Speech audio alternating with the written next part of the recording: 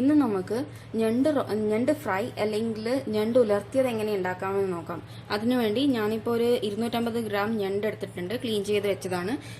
അതൊരു പാത്രത്തിലേക്ക് ഇട്ടതിന് ശേഷം അതിലേക്ക് ഒരു 1/4 ടീസ്പൂൺ മഞ്ഞൾപ്പൊടി ഇട്ട് കൊടുക്കാം.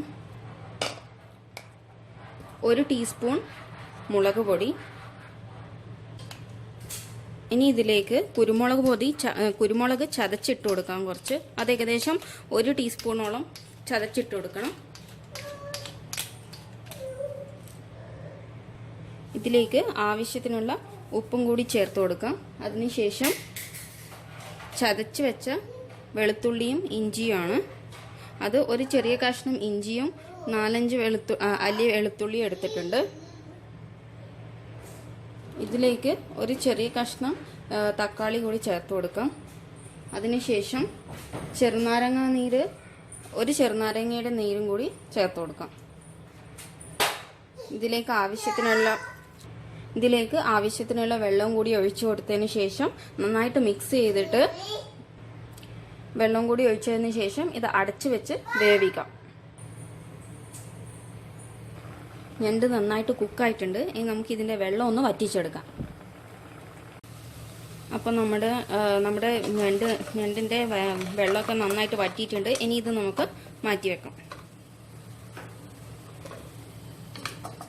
ഇനി വേറൊരു പാൻ എടുത്ത് സ്റ്റവിൽ വെക്കുക.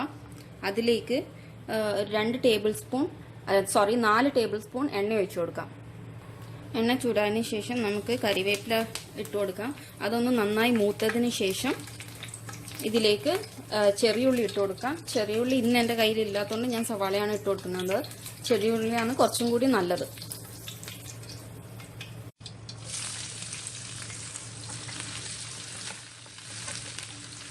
രണ്ട് പച്ചമുളക് കൂടി ഇട്ട് കൊടുക്കാം. ഇനി നമുക്ക് ഇതിലേക്ക് നമ്മളുടെ ഞണ്ട് ഓരോന്നായിട്ട് ഇത് ഇട്ട് കൊടുക്കാം. ഫ്രൈ ചെയ്യാൻ വെക്കാം. ഒരു സൈഡ് ആയതിനു ശേഷം അടുത്ത സൈഡിലേക്കും കൂടി മറിച്ചിട്ട് കൊടുക്കാം.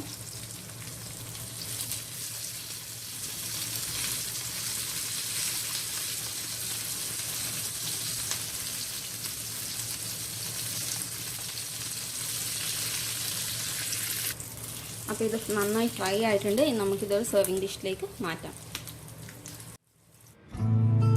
അപ്പം നമ്മുടെ ഞണ്ട് ഫ്രൈ അല്ലെങ്കിൽ ഞണ്ട് ഉലർത്തിയത് അടിപൊളിയായിട്ട് റെഡി ആയിട്ടുണ്ട്.